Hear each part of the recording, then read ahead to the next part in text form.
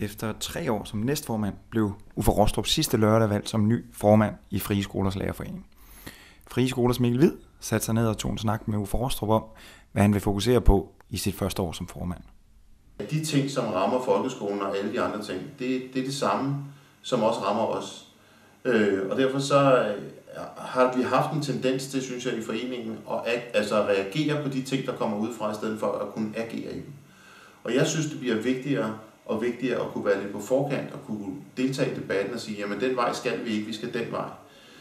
En af de ting, jeg sagde i min tiltrædelsestaler, som jeg står 100% ved, det er, at det er jo ikke sikkert, at bare fordi det bliver sagt mange gange nok, at det eneste, der tæller i den her verden, det er faglighed.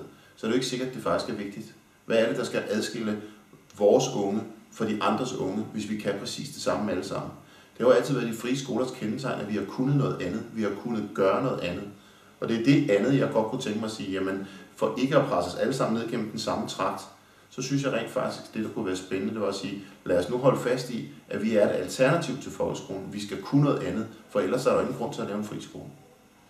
Du har netop aflagt beretning og afsluttet det gamle år.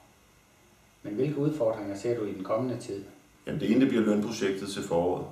Det bliver en kæmpe udfordring at se, om der rent faktisk er en vilje til at prøve at finde hinanden i et nyt lønsystem, så vi faktisk kommer til at fungere. Ny løn har ikke fungeret på noget tidspunkt rigtigt på de frie skoler, og hvis vi skal have det her til at fungere, så kræver det et nyt lønsystem, som er gennemskueligt og let forståeligt, og som samtidig sikrer lærerne den løn, de er berettiget til. Det andet, det bliver helt klart undervisningsassistenter. Slaget om, hvem underviser, og hvad er det at undervise, og hvem er det, der egentlig er i klasselokalet. Det bliver en helt centralt punkt det næste år. Og så er der ingen tvivl om, at selve debatten, altså det er jo en intern debat, men strukturdebatten, som jo også blev startet på repræsentantskabsmødet, det kommer også til at fylde meget. Det er der ingen tvivl om. Om et år skal du aflægge din første beretning som formand på Frie Skolers Lærerforening. Hvad skal der være sket i den mellemliggende tid, før du vil betegne din første år som formand som en succes? Jamen jeg synes, der skal være sket 2 ting. Den ene ting, det er, at vi har fået et nyt lønsystem, som vi så kan bruge et år på at finde ud af, hvordan skal vi hælde penge i det. Men at vi har fået et system, som faktisk duer, som både arbejdsgiver og arbejdstager kan se sig selv i. Og så skal der være sket den ting, at vi får sat nogle forsøg i gang omkring lærerarbejde ude på skolerne. Hvad er lærerarbejde?